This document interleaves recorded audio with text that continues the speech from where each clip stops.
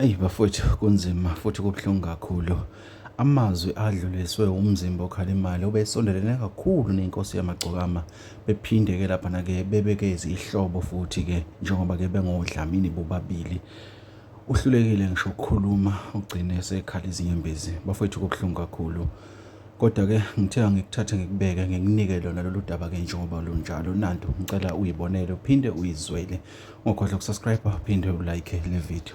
Bingelela South Africa ntambama uDlamini umzimba Khanimali. South Africa ngithi angidlulise nje lamazwi ukuthi bengingazi ukuthi umfowethu inhlonipho alinika yona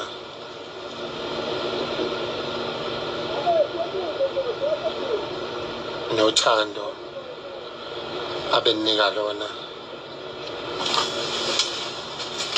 ngimthanda kangaka. Afowethu akhulumeki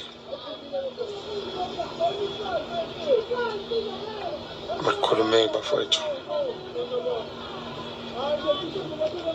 yazi kube buhlungu, kube sengathi ulimala umfowenu olamana naye eswini kumama kubaba.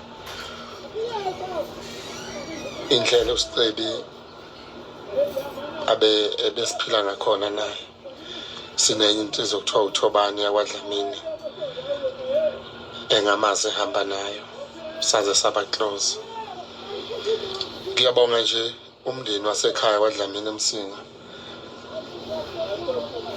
owumukele ngayo mangabe sazana noSicebi kwaze kuba obaba bayafika kwaNongoma.